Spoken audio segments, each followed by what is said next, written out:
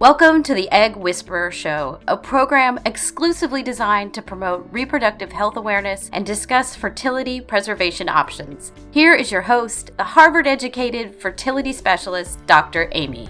She's known as the Egg Whisperer. Fertility expert Dr. Amy Vasectomy. And you have yet another success story Just launched by an East Bay fertility doctor.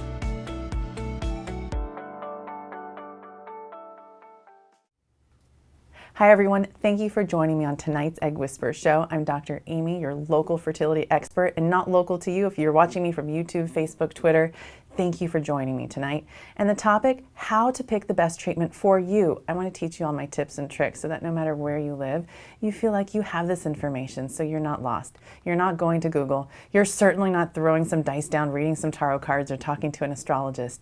You're going off of science. I'm going to give you an analogy here, okay?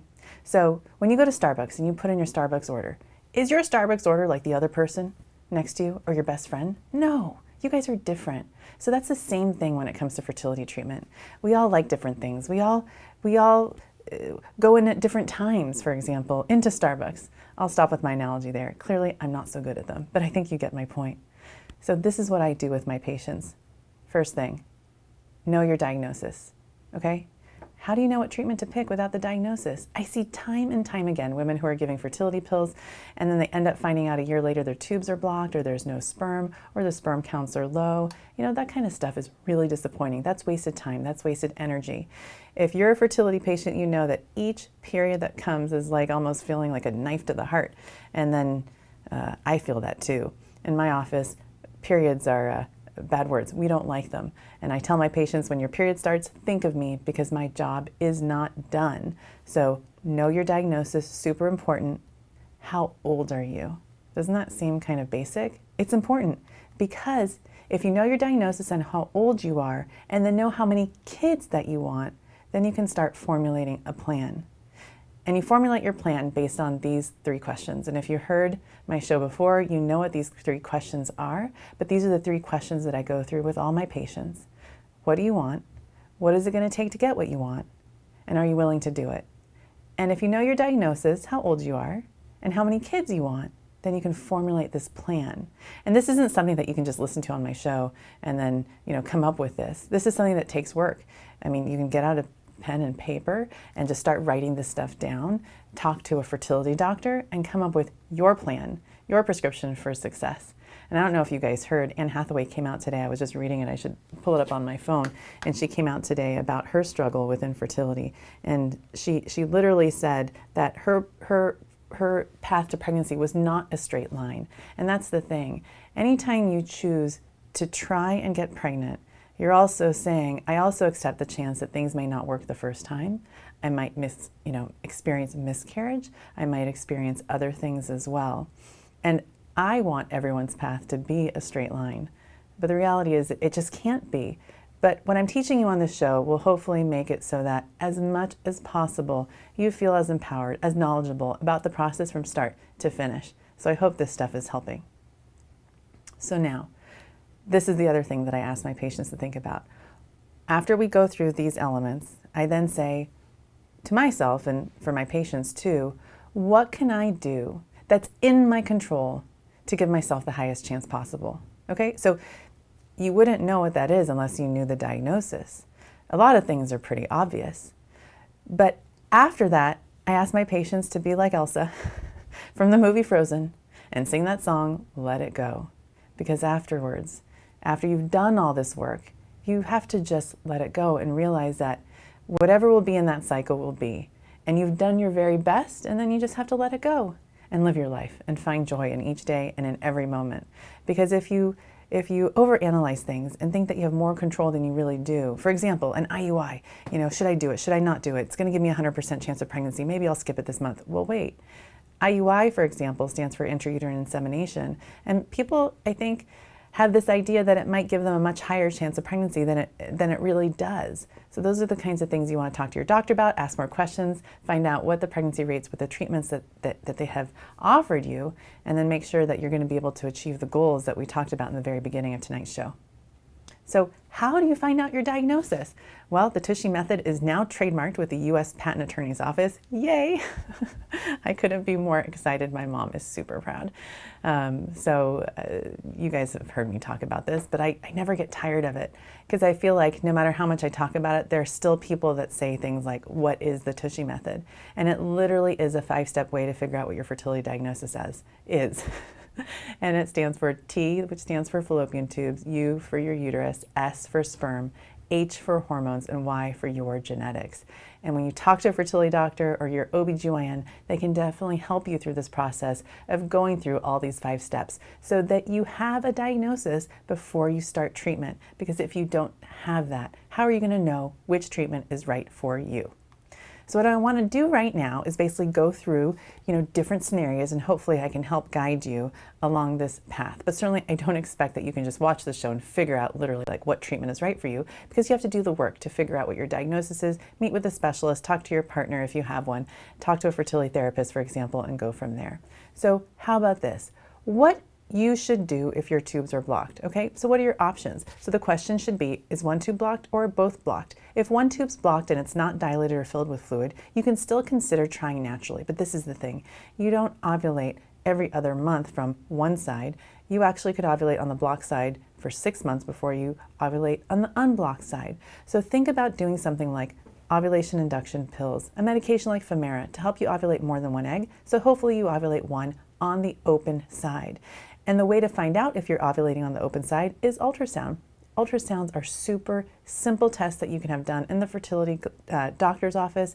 It's like the most accurate ovulation predictor kit. They can actually see the size of the follicle and tell you when you're going to be the most fertile, so you can time intercourse or your IUI around that date.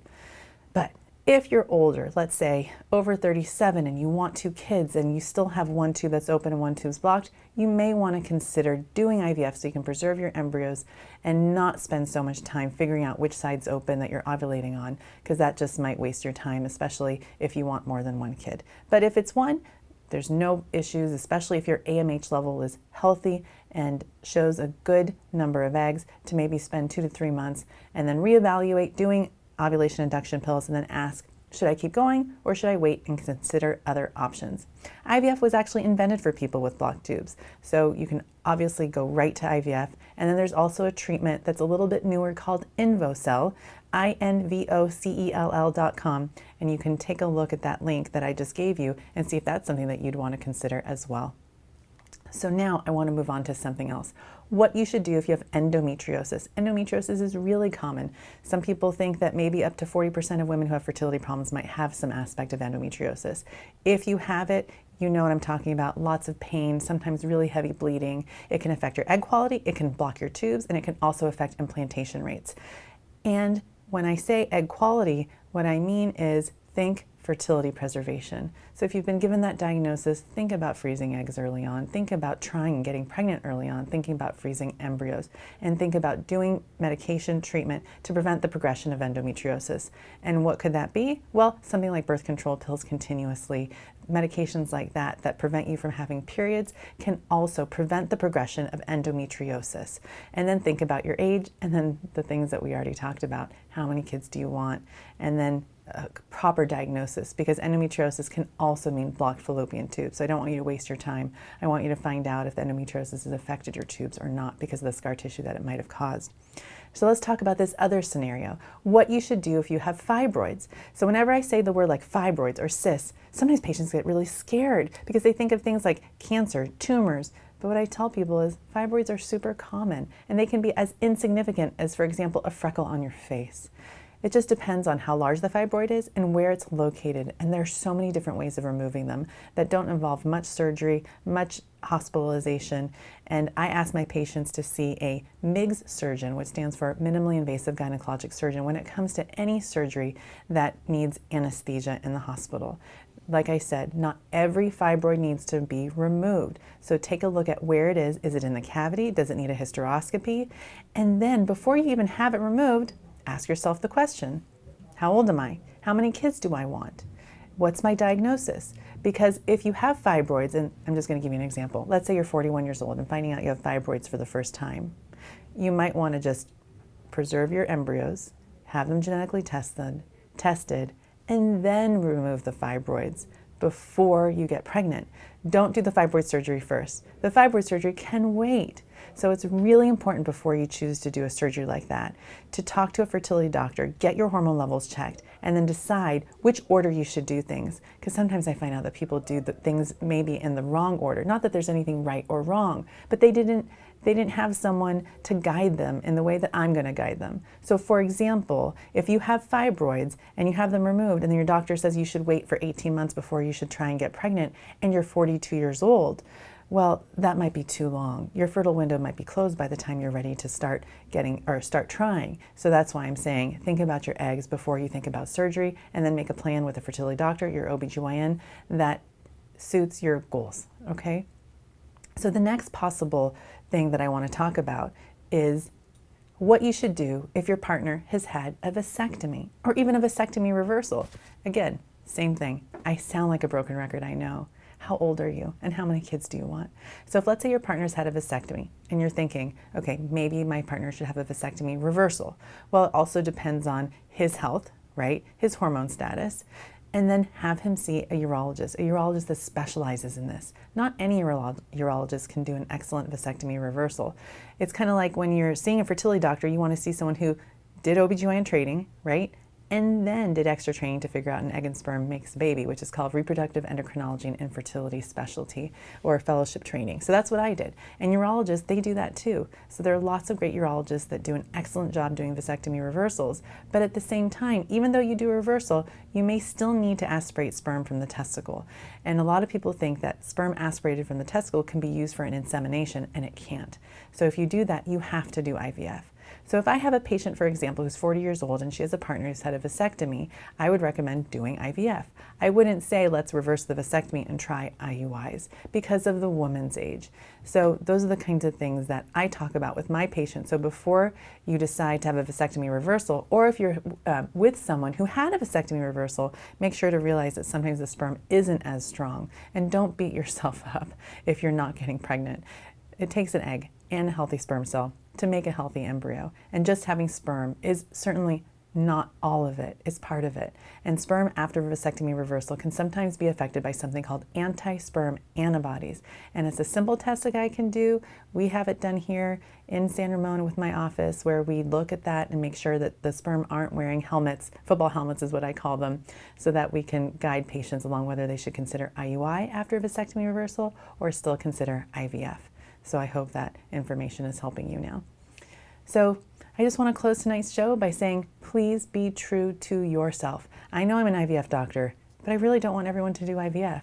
I want everyone to know what their diagnosis is. I want everyone to be heard, work with a doctor that's going to listen to them and take care of their needs, and describe what the side effects are for all the treatments. Because the biggest complication that I worry about when it comes to treatment is when treatment doesn't work. It's a sadness that comes. And I want my patients to just always feel like they are being empowered with the knowledge about their own bodies, so that no matter what happens, they consider the treatments learning experiences. I know I can't help everyone that comes to see me, and I can't guarantee success for everyone who comes to see me, but I can guarantee that the experience will be as good as I can possibly make it for them, the way I would want it to be for me if I was the patient. So I know I've been talking a lot. Thank you guys for watching tonight's show. I hope you learned a lot, and I hope now you have a better idea as to how to pick the best treatment for you. Thank you guys. Have a great night. Good night. Welcome to the Egg Whisperer Show, a program exclusively designed to promote reproductive health awareness and discuss fertility preservation options. Here is your host, the Harvard-educated fertility specialist, Dr. Amy. She's known as the Egg Whisperer. Fertility expert Dr. Amy Vasectomy. And you have yet another success story. Just launched by an East Bay fertility doctor.